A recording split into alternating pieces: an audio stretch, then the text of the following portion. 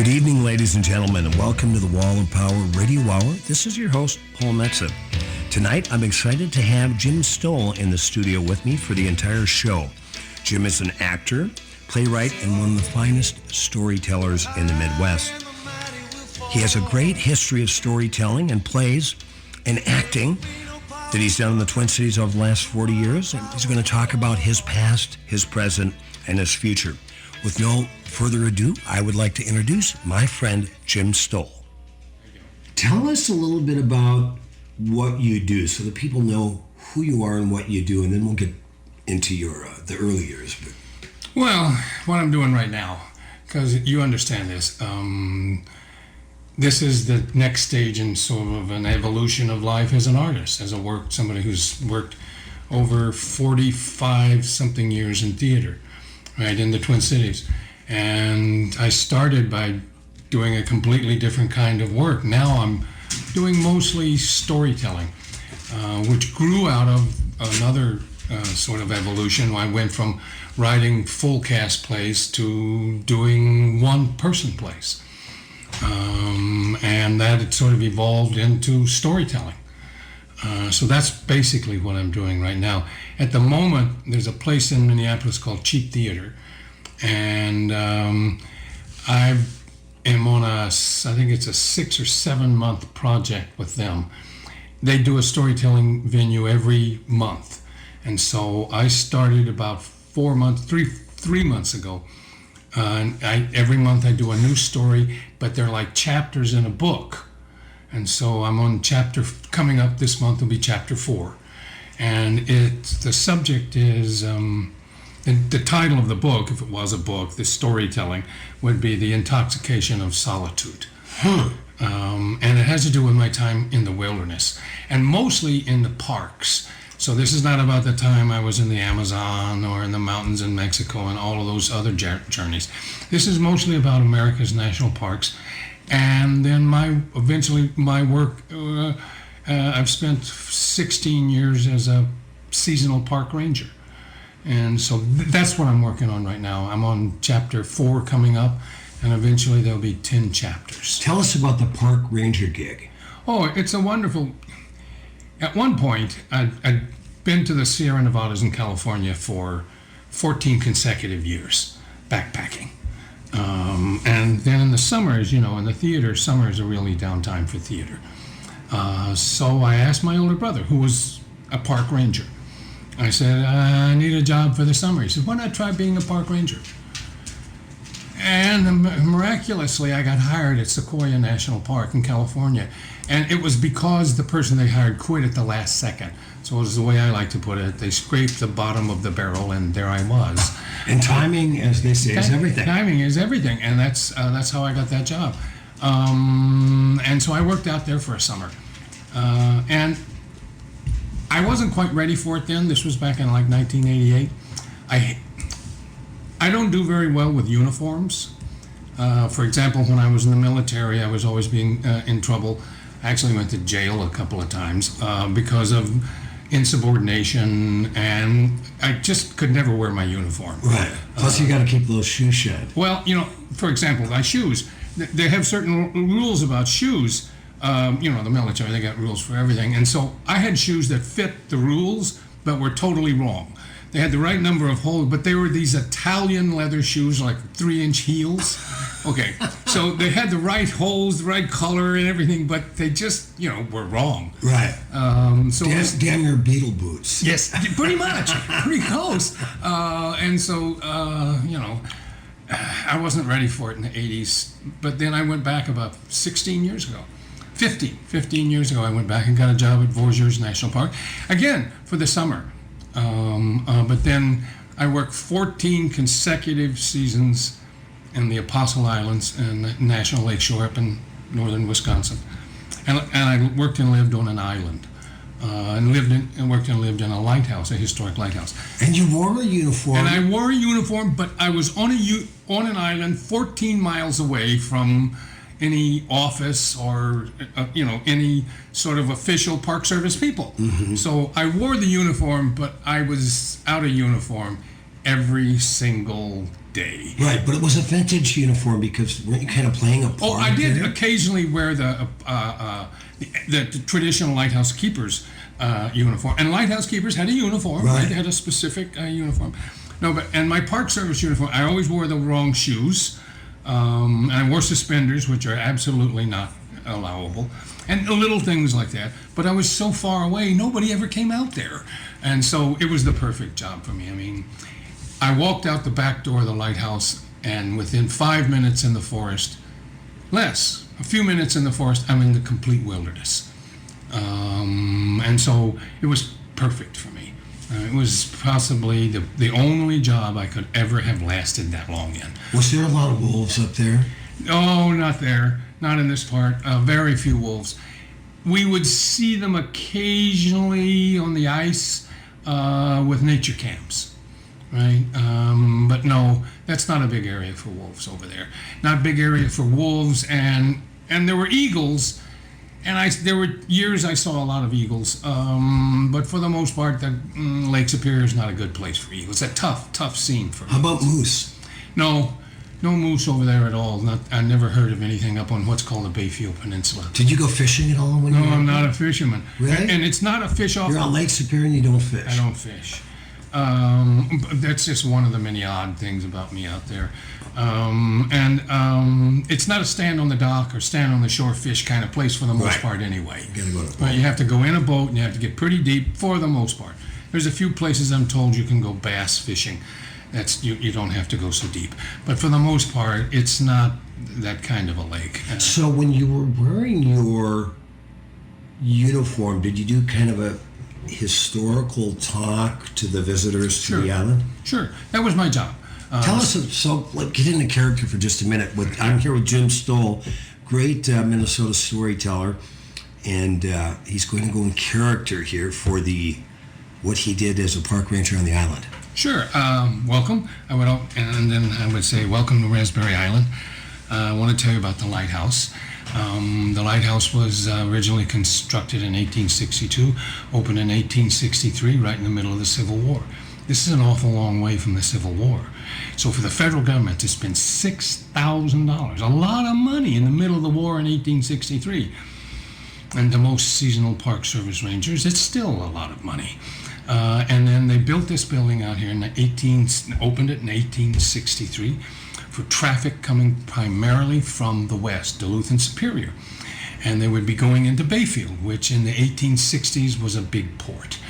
By 1885, 1886, there were over 350 million board feet of lumber came out of that part of the country, right? Wow. And they were All that white pine. white pine, red pine, and then they cut everything pretty much. They went through the big stuff first, and then they went through the small stuff second. And there was logging in the Apostles up into the 1950s, I think, even into the 60s, all the way out on, where was it? It wasn't Outer Island. I think it was Outer Island. There was an airport out there, airstrip. Right. And so they would fly them out there and fly them back. They called them the Flying Lumberjacks. So it was logging and brownstone. Be a good name for a band. Yes, it is. Now that you think of it. Yes, and it doesn't involve any dead animals in their name, so that's good. It was primarily for that. Then I talked to him about the building, the different outbuildings. There's a huge building there called the Falk Signal Building, and that changed the entire place. They had to bring out a third man. There were two guys working out there. It was the men and their families. So they all lived in one building.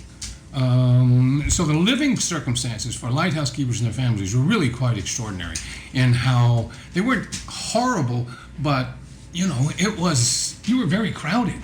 I mean, you had to be able to live with all these other people and their families. So back in when it was built, Jim, in the middle 1860s, how many boats were going by there in the course of a summer? A busy summer would be over 200 ships. Wow. So it was a busy port. When they founded Bayfield, they wanted it to be the next Chicago. Of course, everybody who lives there now is really happy that never turned out. Right. But there were around Bayfield. There's 3 or 4 places that they're not. You can't tell it now, but there were huge lumber mills. right? And you look at the old photographs, there were these huge lumber mills there. And so that's basically what they were doing. It was lumber, as I said, lumber, fish, and a little bit of brownstone. In dozens and dozens of shipwrecks. Lots of shipwrecks. Not so many right in where I was, because I was on what they call the inside, right, as opposed to the open lake. But there's most of the shipwrecks that happened there were not because they ran into rocks or anything like that. It was because something on the ship caught on fire. They used to have what they call donkey motors. Donkey motors? Donkey motors. They were essentially what we would call a winch. Okay. These days. I think that's my understanding. And they're all run by steam. Fire. Right. Right. And there's 4 or 5 boats. wrecks. Wooden boats. Fire. There's 3 or 4 wrecks there where the ship just caught on fire. And there's a little bay there called Schooner Bay because there's 2 wrecks in that bay. And they just drove the boat right onto the shore, bailed out into the water, made it to shore, and the boat just burned down to the water line. And then they went in and salvaged as much of the lumber and everything that was in the boat that didn't burn, and pulled it all out. So there's most of the wrecks in my particular area, with a couple of exceptions, which are really quite extraordinary stories. I mean, everybody loves shipwreck stories. And so most of them are because of fire. There's one great story in Sand Island, which was near the island I worked on, Raspberry Island, in which they got out into the lake, realized it was too big, turned around and tried to make it back, hit a shoal, and broke the ship right in half. And the sailors mostly on one half, and the passengers and a couple of crew on the other half. The 2 Gingers just can't get enough of Paul Metsa. He's smooth, yet strong, a great mixer and very refreshing. The 2 Gingers are his biggest fans. They're at practically every bar, club and restaurant in Minnesota to see his shows. And now they've taken to following Paul around the country. Texas, New York, Nebraska. You never know where you may find the 2 Gingers. Just ask the bartender for them. 2 Gingers Whiskey. What could happen? Visit the wine bar at Cafe Latte and enjoy a unique handcrafted pizza and glass of wine. The perfect place for an intimate night or an evening with friends. Choices range from spicy Italian sausage and sweet roasted peppers to the one-of-a-kind nacho chicken pizza layered with blue corn tortilla chips. The approachable wine list offers over 30 by the glass with special emphasis on wines from Washington State. End your night with one of Cafe Latte's melt-in-your-mouth desserts. 850 Grand Avenue, St. Paul. The #1 source of the Twin Cities gay scene is all digital. Follow Twin Cities Gay Scene on Facebook and Twitter. Sign up for the Scene Shot email blast for weekly updates and chances to win great prizes. No app is needed to view the bi-weekly web editions of Scene. It's GLBTQ media for the mobile generation. Find it all at TwinCitiesGayScene.com. That's TwinCitiesGayScene.com. Kevin Ross here, inviting you to our brand new store called Ambibulous. What does ambibulous mean? It means one who enjoys alcoholic beverages of all sorts. Ambibulous is a Minnesota maker's market. Unlike traditional liquor stores, we feature only craft beer, wine, and spirits made here in Minnesota. We are ready to guide your selections, where you can build your own 4 or 6 packs. Find us at 949 Hennepin Avenue East in Northeast Minneapolis or online at ambibulousmn.com. Crazy about pets? We are too. The Pet Connection Show is a great venue for fun, informative, and creative conversations about pets. Join myself, Kathy Menard, and Dr. Nicole Parole, along with guests who are leaders in the dynamic and growing pet industry, as we discuss healthcare, relationships, behaviors, and even political issues as they relate to our pets. So come, sit, stay for the Pet Connection Show, Sundays 11 a.m. to noon on AM 950 Radio, the progressive voice of Minnesota. Why must the world be so cold? They've gone against what was told.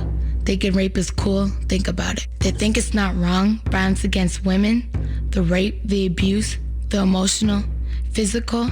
They all hold the hate, think about it. Is it right or wrong? What attracts you?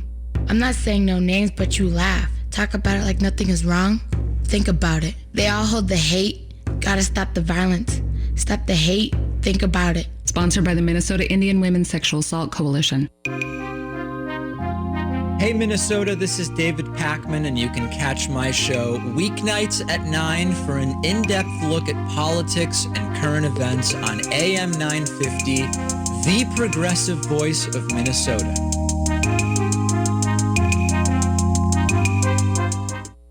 You're back with the Wall of Power Radio Hour. More with Jim Stoll as he continues the story about the shipwreck on Lake Superior. And the captain washed up onto the shore, and he was very beat up, right? I mean, he was missing arms and legs. It's the lake, right? Yeah, right. But it was supposedly had tons of, like $300 or $400 worth of cash on him to pay the crew. When they found him, there was no wallet. Interesting. And later, the story goes, a couple of days later, a couple of, as they referred to them in the papers in those days, ne'er-do-wells, showed up in town with lots of money. Yeah, right. And some of the money was wet. Really wet? Yes. So they couldn't convict him or anything, but they figured out, okay, we knew what happened to that money. Wow. So there's stories like that. So yeah, everybody loves shipwreck stories and ghosts. I was always asked, are there ghosts in the lighthouse? Almost every day somebody would ask me that. And that's a great title for a song, Ghosts in the Lighthouse. Ghosts in the Lighthouse. Yeah, the Blind Lighthouse Keeper. So we've already got two bands. Two bands in a for you to start. title. This is going to be a whole new beginning for you. Yeah, and I always would tell people, I spent many nights in this lighthouse, and I haven't run into a ghost yet. I spent most of my adult life working in theaters where there's supposedly always ghosts, right? And I like ghosts. They're not all evil running around trying to kill us. And I said, I haven't run into one yet. If I do, I'll let you know. But the living people are interesting enough for it. Let's just deal with them. Now, do you work? Are you actually working the lights in the lighthouse? Oh, no. Nobody does that anymore. Okay. It's all automated. Well, and it's all run by the Coast Guard. See, I'm on the national park, right? But there's this tiny little thing where there's a big post, and the post has the light. Okay. And it turns itself on, turns itself off, and it's all run by the Coast Guard now. Well, let's go back to that when the ship was on fire and came up into Schooner Bay. Now, how did, there weren't cell phones back then. That was before walkie-talkies and did they have Morse code, or how did they There was no way to know. Was it smoke signals, maybe? I don't know. I mean, there was just no communication about things like that. I mean, there just simply wasn't. So you had to almost wait for another ship to pass. Sure. And try to get their attention. Sure. I mean, or send up flares. Yeah. You could send up flares. Right? The guys, when the ship broke out on the shoal, it was about 5 miles from shore, they sent up flares, many flares. The lighthouse keeper on the island near there, it's called Sand Island, he saw the flares. There was nothing he could do about it. He's not taking a rowboat into a storm that's sinking a major league ship. Right. So there was nothing he could do. He just had to sit up there and watch them. And he tried to help them once they got up onto the shore. Right. Beyond that, there was just nothing you can do. Right. The lighthouse keeper at Raspberry Island, where I worked, wrote down in the lighthouse keeper's log, yesterday, 2 fishermen off the coast about 1.5 miles from where he was, ship capsized and they both drowned. And then period, in the entry log in the log, and general cleaning day. There was nothing he could do, right, to save them. There was nobody he could call. They were just gone. And he reported it to a ship went by. He hailed them down and reported it. The ship went into town and told somebody about it. But that was it. I mean, so no, there was no communication for things like that. Well, back in the day, did the lighthouse keeper, did they keep any animals like sure, they had dogs and cows, but I mean for chickens. For chickens, only chickens. No pigs, no cattle, no sheep, no goats, nothing like that. Okay. They didn't have time to deal with it. They didn't have any place to keep it. Once you slaughter them, what do you do with it? Right. So no, they didn't have time to deal with all of that. So chickens. Yeah. So they when the lighthouse keeper went out, they probably brought their supplies in a big boat. Yep. And then probably at a certain point probably resupplied. Yep. They had a ship. They had special ships that were designed simply for that. They would bring them supplies, equipment, etc., out there. So they were supplied in that way. And then they had a boat. Go back and forth to Bayfield, the nearest city of civilization, buy some supplies there and come back out. So, it was If you've lived in a water culture, any of the lighthouses keepers going by, the other lighthouse keepers, there was 8 of them out there in the Apostle Islands, if they went by Raspberry Island, they stop. Go into town, what do you need? Mm-hmm. And they come back out, they drop it off, they spend the night, you get to socialize with the other guy, right. The lighthouse keepers, and then back to your island. Right. And they meet in town and socialize and back and forth, right? So it was that sort of multifaceted, semi-ad hoc system of supply for the folks out there. Well, for a writer like yourself, Jim Stoll, it must have been a very creative thing to be a part of when the tourists are gone and you've got all evening to write and read and be inspired. Oh, yeah. I had some great times out there. Yeah. One of the, I spent a whole summer out there. I think it was in 2012 or 13. I went down and told at the National Storytelling Festival in Jonesboro, Tennessee. It's the Broadway of storytelling in this little town in the middle of nowhere, Tennessee. They set up 5 tents and they shut the whole town down, which is not very big, but still, they shut the whole town down. You can't drive in. And you go from tent to tent, and that change over every hour, right? And so and you have to have like 4.5 to 5 hours worth of material. Like 10 minutes, so many 10-minute stories, a couple of 15, 1:30, a couple of 30-minute stories, one hour story, right? And so I spent the whole summer out there rehearsing, standing up at the top of the lighthouse tower, which you can do at the lighthouse, down on the end of the dock, out in the middle of the forest, doing that, right? Rehearsing all those stories to get ready for that. Wow. Yeah, that was a great time.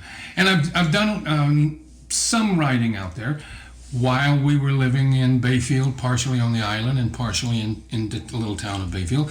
My wife and I wrote the script for a play called Church Basement Ladies, which is in its 14th year or something. Right. Still going on. Still going on. So all of that, I mean, there was some really wonderful things in terms of my writing that happened. Well, tell us about the Church Basement Ladies. Well, it's a long story, but we wrote it up there, my wife and I. My wife, first of all, it's about ladies in a Lutheran church in the basement, 4 of them, and a minister, 5 characters total.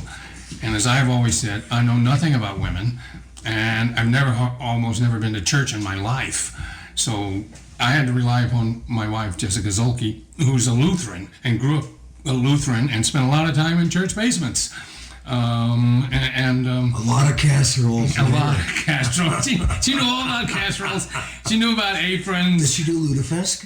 Oh, no, we don't do that. Okay. But she's suffered through that much of her life. And so I would go out to the island and write and then come back and say to her, my 2 days off, I was 5 days on the island, 2 days off the island, on shore, back and forth. And I'd say, okay, let's go over this. And she would say, no, they would never say that. Not like that. And she would say it more like this. Right. And no, they don't eat that. Right? No, never that. No. So it's more like this. So I was sort of like the carpenter building the frame of the house. And I got all of that built, and she'd come in and say, no, here, move this, do that, right. And make it more, So it was a wonderful teamwork. More with Jim Stoll on the Wall of Power Radio Hour after these messages. All of us want to make a difference. As veterans, we committed to protect our country. We served and sacrificed for the things that mattered most. Those experiences shaped our lives. Now we're husbands, wives, parents, and friends. And sometimes we forget that the biggest challenge can be asking for support. The Veterans Crisis Line is here for veterans. Dial 1-800-273-8255 and press 1. It matters. With spring, it's car wash season. Thank goodness for the Luther Advantage program from Rudy Luther Toyota. Not only do I save 10 cents off per gallon of gas at holiday station stores, but I also get big discounts on car washes. And with free 2 years of maintenance with every new Toyota purchased, I can get my oil change and spring service done with the best service and maintenance department at Rudy Luther Toyota. Clear your spring checklist with great service from Rudy Luther Toyota, the southeast corner of 394 and 169. Hey, it's Mike McEntee, and I have a show on AM 950 Monday through Friday from 4 to 5 o'clock. It's a free-form hour of news, interviews, and your phone calls. We don't do 10-second sound bites and yelling and screaming about issues. That may make for great entertainment, but it really doesn't help to solve the real problems we face. We try to get the whole story and have an intelligent discussion. We also occasionally have a little fun. Listen in from 4 to 5 o'clock on AM 950 Radio. Supporting the best local and independently owned restaurants in the Twin Cities has never been easier. You'll find an expansive list of local dining options at eatlocalminnesota.com, from classic American comfort food to authentic flavors from around the world. Cafe Latte offers made-from-scratch soups, salads, sandwiches, and mouth-watering desserts. Stop in the wine bar and enjoy a unique pizza loaded with fresh vegetables and perfectly roasted meats. Over 30 wines by the glass, Cafe Latte highlights Washington State wines and is the perfect destination for date night or an evening with friends. 850 Grand Avenue, St. Paul. Victor's 1959 Cafe has been serving South Minneapolis traditional Cuban food for over 15 years. Victor's is open for breakfast and lunch daily and now accepts dinner reservations too. Stop in and try the Pollo Tropicale or the Sandwich Cubano, which was featured on Food Network. More at eatlocalminnesota.com. I'm Richard R.J. Escal, and this week on the Zero Hour Union Power, we talk to a striking Arizona teacher and the president of a government workers union. Also, Norman Solomon on democratic reform, Medea Benjamin on Iran, and a new way to fight big pharma. All this and more on the Zero Hour every Sunday night from 9 until midnight on AM 950, the progressive voice of Minnesota. With your AM 950 weather, I'm Hunter Haas. Tonight, scattered showers with a low around 49. Sunday, sunny with a high near 71. And Monday, sunny with a high near 75. Now that it's officially grilling season, don't just settle on what's in the cupboard. Add the flavor of Vinaigrette's premium oil and vinegars to create an unforgettable meal. Since 2009, independent family-owned and operated food store specializing in everything vinaigrette. Locations in Minneapolis. Find out more at vinaigrettemn.com. You're back with the Wall and Power Radio Hour. More stories from storyteller Jim Stoll. Tell us about that Amazon show. Then I want to talk about the Cuba show you did, because I thought, this guy's got it figured out. He takes his trip, spends how many ever weeks doing that, and then comes back and tells the story and makes money to replenish the coffers that he used to take the trip. Sort of. Yeah. The money-making part was a little trickier. But at one point, I had run a theater here in town called the Palace Theater Company for many years. And there was a lady here in town named Patty Lynch, bless her heart. She doesn't live here, and she lives out in Maine now. And the Palace was over, and I was acting around town. And she got Kevin Kling and I together and said, I want to do an evening of storytelling. And she said, I'd sat around, because I'd worked as an actor with Patty, and she said, we'd sit around and drink a beer and listen to you tell stories. Let's do this. So Kevin and I did an evening. He was on first, and then I was on second, I think. I think that maybe I was first, he was second. Anyway, and it was a huge hit. And to move the set back to put in more seats. Even a producer caught on to that. Low overhead costs. One actor, no set. Right? Boom, you make money. Bare bones, baby. Yeah, and so it was a hit. Kevin, at that point in his life, he's maybe a generation or so younger than me. He had other interests, but I had been writing full-length plays for like almost 15 or 20 years at that point. So the whole one-man play was a huge change for me. I felt like I was making movies. Mm-hmm. I could make a movie. I didn't have to worry about it. And so the Amazon show, what happened was, the first show was a hit, and then I went to Central America. The first show was about Texas, growing up in South Texas, and so that was a hit. And so Patty Lynch said, well, where do you want to go now? And I said, we were in the midst of our illegal and immoral war in Nicaragua at that point. So I want to go to Nicaragua. Wow. And she said, okay. We found a sister city program just outside of the Twin Cities, and my wife Jess and I went and lived for a month in Nicaragua. Traveled around the country, came back and did that play. That was a hit. I got filmed on KTCA filmed it, and I won an Emmy for that. You must have in the 80s. Come into some dangerous situations. Oh, yeah. We went to get theater equipment in this pickup truck with these guys in this Nicaraguan theater. The theater equipment consisted of a bag of grenades, an automatic weapon, and some clips. At one point, we were at this co-op where they lived and worked, and they said, we want to show you some theater pictures. And they had, all theaters are like this. Mm-hmm. They had a whole wall full of their pictures.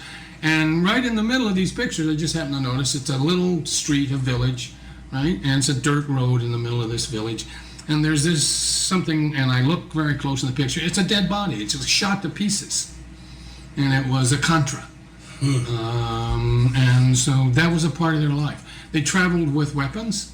They had an automatic weapon in the bedroom where we slept. So we were pretty close to the front lines at that point. Back in town, back in Leon, Nicaragua, it was just, there was no danger of that nature. The Amazon was different. So after we did that show, we were on TV. Wow, okay.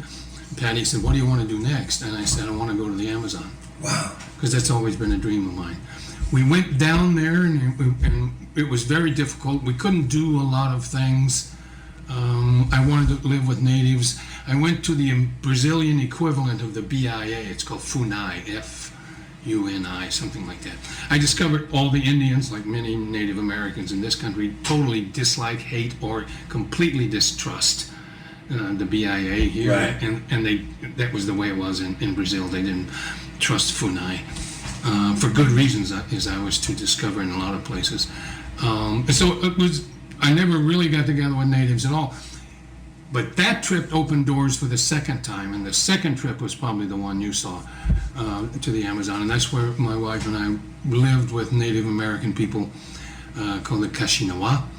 And they were about 2 weeks by boat from the nearest city, which was called Crucero de Sul, which was very close to the Peruvian borders.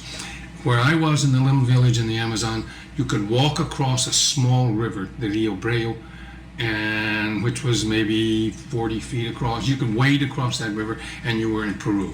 So where you sat in the village, you looked across the river into Peru. And so people spoke a little bit of Spanish, a little bit of Portuguese, and their own native tongue, the Kashinawa. And there was a tribe lived right down the river about 6 or 7 hours, and they were the Kampas. And so the chiefs in this tribe spoke Kashinawa, Kampa, Portuguese, and Spanish. I always said, that's your primitive guy, guys. Right. He speaks 4 to 5 languages. Yeah, you're a primitive guy. Yeah, exactly, right? And they were astonishing, but it was a tough trip. Yeah. It was dangerous in... How long was it? Well, we were supposed to go in for, I think, a week to 10 days, and we were there about 3 or 4 weeks. It stopped raining in the middle of the rainy season, and so we were stuck. We couldn't get out. And then I caught malaria, and also, pneumonia. Wow. I had malaria and pneumonia at the same time. So by the time we left on the trip back, it took us about a week to get back by boat. This is where you sling your hammocks up at night. Mm-hmm. This little boat. And of course, there's no communication of any kind, no electricity or anything like that.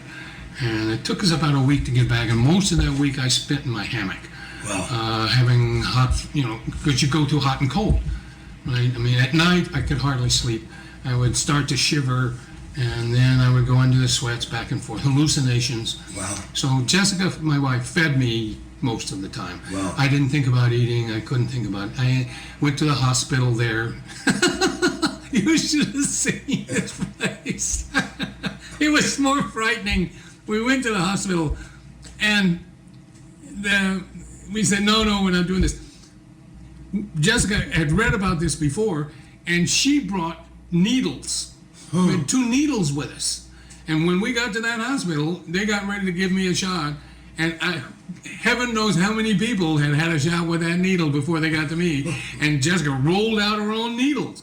And at that moment, all that time she carried that stuff with her, bing, it came in handy. Wow. And they gave me a shot, and got on a plane, because you couldn't get a plane out every day. The plane only came in twice a week, if they could land at the runway. Mm-hmm. Then we went back, and eventually got back to the United States, and I spent about a week in the hospital at the University of Minnesota. Oh, it was, so University... Talk about suffering for your art. And University of Minnesota was great.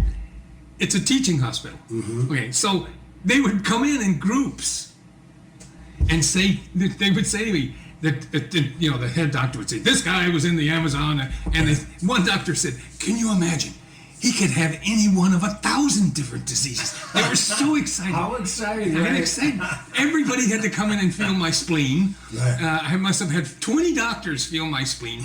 And they were so excited about all the, did you swim in the rivers? I said, every day. Oh my God, he could catch anything. Oh, let's try this. And they would do, there was a lot of poking and plunging in the hospital.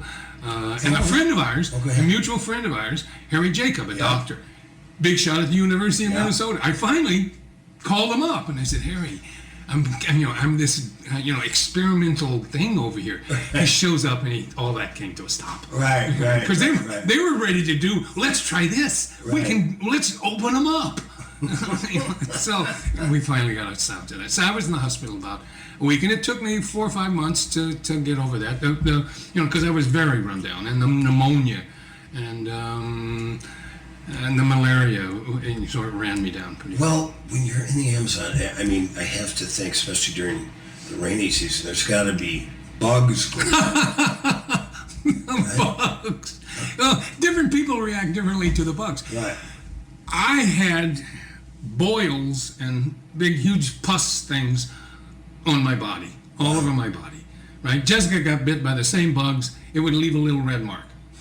On me, it would swell up and fill up with pus. Wow.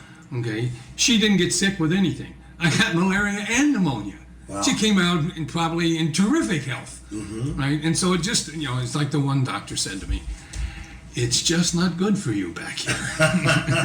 So what about, anacondas, wild boars? Oh, we didn't see any of those. None of that's around the village. Right, okay. Because they would have eaten it. Okay. There were no monkeys, because they ate them. All right. One time we had monkey, okay, which I could not eat. Right. There was this little hand floating in the stew. Woo! Okay, I couldn't do that. And so, there was nothing like that around the village because they ate it. Right. So that stuff could have been out there. So I don't know if I want to ask about, did they have dogs? Yes. They did have dogs. They had dogs. And like so many places, it was they treated them horribly. Right. But they were really necessary. Mm-hmm. Right. They were the guard dogs. Right? We went out of the village one time with some people from the village. And they went to a certain distance and they said, okay, you can turn around and go on this trail, go right back. Right? We went back. As soon as we got to the edge of the village, here came the dogs. Right? So they treated them just horribly. And what kind of dogs were they? Mongrels. Yeah. Long and lean and, whatever they could come up with. Mean. And no, not necessarily mean, but right, it was their job, right? Yeah. And they hit them and they kicked them and it was awful. Yeah. The way they treated the dog. But they were there. They were there in both villages, the Kampa and the Kashinawa. And they served their purpose. Did you get photos of a lot of this? Oh, sure. Jessica took lots of photos. They're quite extraordinary. Really. Did you incorporate those into the show? No. I don't use that kind of stuff. Yeah. I just, at that point, and I still feel this way very much, the greatest strength of a one-man show is the fact that it's a one person. And it relies upon the classic storytelling somebody sitting around, you're all sitting around the fire, and somebody's telling you a story. It's always been my idea, take us back to that, right? That's what we want. We want that. We need that, and you know that from music. When you get back to that place inside of it with people, and you're going to that kind of place inside of them with people, that's what we need. We want it, we need it, right? Right. And it's in our DNA. I mean, it is. You had the caves, and then somebody invented fire. And the first thing they did, they sat around the fire and they told a story. Exactly. Yeah. And so we need that stuff. And so that's why most of my one-man plays they're pretty simple in terms of the tech. The Amazon show is what I always call my opera, because the theater, alas, no longer with us, the Cricket Theater, built a big set. They had sound effects, lights, and stuff, all kinds of stuff. Oh, great, perfect for sound effects. Well, yeah, and I had made some recordings, right, of singing and voices and stuff. So they played that, right, at various points. There was a parts in the play where I would hallucinate act out hallucinating on stage because that was happening to me back there. And so scenes would often come out of hallucinations, back into reality, back into hallucinations. And so they used the sound effects for stuff like that. So that was my opera. That's the biggest, most technical play I've ever done as a one-person play.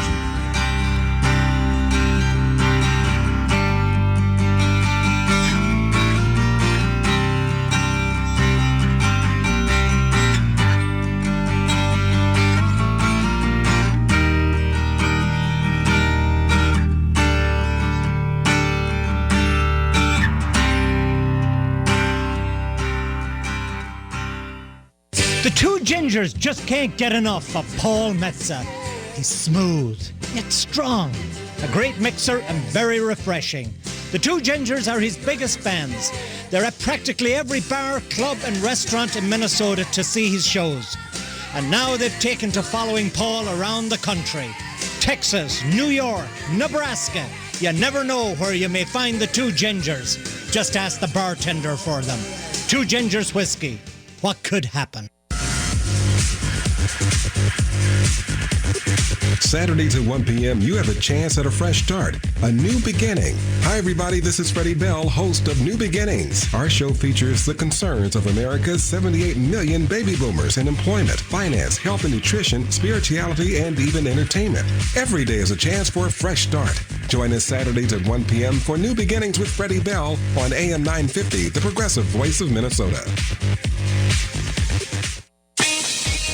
The number one source of the Twin Cities gay scene is all digital. Follow Twin Cities Gay Scene on Facebook and Twitter. Sign up for the Scene Shot email blast for weekly updates and chances to win great prizes. No app is needed to view the bi-weekly web editions of Scene. It's GLBTQ media for the mobile generation. Find it all at TwinCitiesGayScene.com. That's TwinCitiesGayScene.com.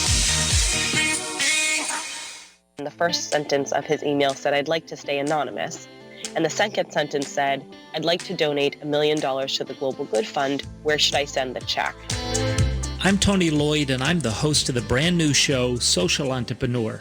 If you love stories that engage, inform, and inspire, you don't want to miss it. Join us every Monday from 7 to 8 a.m. right here on AM 950, the progressive voice of Minnesota. Hi, I'm Damian Strange, Executive Director of Northeast Minneapolis Arts Association, NEMA, and I'm personally inviting you to Artworld May 18th through the 20th. View artwork of over 650 artists in every medium at more than 50 locations throughout Northeast Minneapolis, including studio buildings, art galleries, homes, storefronts, and local businesses. The Artist Open Studio Tour may include demonstrations, mini workshops, installations, and special exhibitions. Studio tours offer a great opportunity to ask questions, discuss techniques, experience art firsthand, and purchase unique artwork directly from artists. Artworld gives you a unique opportunity to meet the artists who make our community so vibrant and invest in our art community by purchasing artwork that you connect with. For more information, go to nemaa.org. That's nema.org. Looking forward to seeing you at Artworld. Jim, who are some of your storytelling influences? I don't know. There's got to be guys, an uncle of yours. Oh, my older brother. My older brother, Lorenzo. He and I used to do a thing he calls Mind Flies, in which we would sit around and just tell stories and start riffing, and doing all kinds of stuff. I grew up in a storytelling culture. Right, South Texas, right on the border of Mexico, where storytelling was just a part of everyday life. Right. And everything's bigger in Texas. Everything's bigger in Texas. And I won't go into too much about that. So I think it was the culture. And then my work in the theater. Mm-hmm. Right? I mean, I came to storytelling from theater. I came to being a one-person actor, storytelling person from theater. So everything for me evolved out of that. Right, and so working with, I learned about what makes a good story, how to put together a good story. What does make a good story? Well, for me, it's basically, I broke it down, a terrific setting, right? And my stories always had these extraordinary settings, right? And the mountain in Nicaragua, and then and the Amazon, Cuba, South Texas, the border, La Frontera. So a great setting. And then charismatic characters. On these trips, of course, there's endless charismatic characters. The guy in every one of these countries, I've always met somebody who's just simply, usually several people who are simply extraordinary characters, right? And then stakes. What's at stake? Are there high stakes? And for the people involved, occasionally my wife and I, for the people involved, it was often life and death. Right? The stakes for those people that I was talking about, the situation was often life and death, or certainly very high stakes. In Belfast, Northern Ireland, the people I lived with and the family I lived with in Belfast, they were all Republicans, which is Irish nationalists. I mean, they wanted Northern Ireland reunited with the rest of the Republic of Ireland, and so there were several of the members of the family were in the IRA, right? And a couple of them had been to prison for 5 or 10 years each, right? And so the stakes for those people were always real high. They couldn't have, for example, dogs. They could not have a dog because the police would kill them. Wow. They had a dog, and the police came to their house and killed him. Why? He got in the way. They wanted to. That's all. They wanted. And it would break their heart to have to stand there and watch hopelessly as the police killed their dog, and which is what they did. Wow. Right? And so there's, for those people in these places, that's terrorism. A version of it. And so in every one of these places, the Kashinawa, every day was life and death for them. Right? I mean, you get bit by the snake, you're gone. Right. Right? The old man in the village, his job was to go around the edge of the village every day. And when we arrived, he had about a 6-foot long snake he'd killed that day. Wow. That was also part of the job of the dogs. And so for those people in these places, you have very high stakes for the people involved. So it's those three elements. You have to have a great setting, fabulous characters, and high stakes. What were some of your favorite authors? I know you're very well read. I don't know. I'm sort of a guy, so I read a lot of guys. Although I do love Louise Erdrich. Her work is quite extraordinary. Hemingway is a young guy, right? I grew up in the 50s and the 60s, and so Hemingway is I'm a great fan of his work, the clarity of his stuff, and the other people like that, Steinbeck, Hemingway. I have to think a fellow who's I believe he was a St. Paul, Minnesota native, recently passed. Robert Pirsig, The Art of Motorcycle Maintenance. Yeah, I think I read that when I was a young guy. I can't remember. I'm just kind of one of those young guys, like On the Road, all those young guys. Well, On the Road had a big impact on me. I ended up getting, and almost getting fired from a theater because me and the guy who was playing, I had a tiny part, and the lead actor in the show and I one day, I got a big check from something, and we jumped in a car and drove it to California. This was on Monday. We had a show on Friday. We arrived in California, took LSD, and hang around for like a day. Got on an airplane and flew back. And it was all because I was reading On the Road. Come on, man, we got to get in a car. We drove 80 and 90 miles an hour all the way from Minneapolis to LA and delivered some poor guy who expected us in like 3 days from now. All of a sudden we appear on his doorstep, and it was hard for he wanted to say, "How did you get here so fast?" But he didn't want to hear the answer, which was, we drove 90 miles an hour night and day. Dean Moriarty at the wheel. That's absolutely. Only more, this is modern times. We took LSD all the way out. But you stay awake. Yeah, right. So yeah, that was a little different, yeah. Jim, I saw, I think it was about a year ago at the Black Forest, you told a story a series of stories, but the one that really stuck with me and brought tears to my eyes was about your Mexican Mojados babysitter. Yeah, and Maria. Why don't you could you share that with us, because it's so timely right now with what's going on. I'll tell you a little story right now. Yeah, how's that? Please do. This is just let me see if I can remember this. See a woman's face. See her face. Late 30s, early 40s. Dark skin. She's an immigrant. I'll be honest, at one point in her life, she was an illegal immigrant. Illegal immigrants much maligned these days. See her face as she looks at the first house she has ever owned in her life. She's never owned anything like this. See her face and you will see joy. A joy so intense, it makes her cry. Now watch as she walks to the front door, opens the door, and looks into that house. See her face and you will see pride. But this is the kind of pride she has earned, has every right to. She came from Mexico into the United States illegally, ended up in Minnesota. Her husband is a good man in Mexico, but he couldn't adjust to the United States. He started to drink. He started to abuse her. He started to abuse the children. So she left again. She moved to St. Paul with friends and was selling tortillas out the back door of the house when one of her friends said, "You should go to a place in Minnesota, in Minneapolis, called Project for Pride and Living, PPL. They have a job training program." She went, and she passed. And at the end of the program, the people at Project for Living said, "Well, we don't just train you to work, we help you get a job." And the lady said, "I'm going to work here." And the people at PPL said, "Oh, we love you, and you're wonderful, but we train you to go out into the big world. You can do this." And the lady said, "No, I have to work here. And if you put me out that front door, I'm coming in the back. And if you put me out the back door, I'm coming in the front. I'm going to keep coming in the door until you hire me. I have to work here because I want to help people the way you helped me." They hired her as the receptionist. Now she runs the education program. See her face and you will see the pride of an American citizen looking at the first home she has ever owned in her life.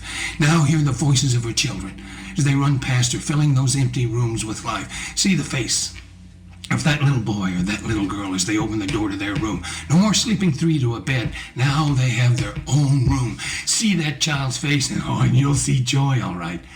But you'll see pride there as well. Now see the look on that woman's face as she sees the look on her child's face. And you will see joy. A joy so intense, it makes her cry again. See that woman's face, and you will know what dignity looks like.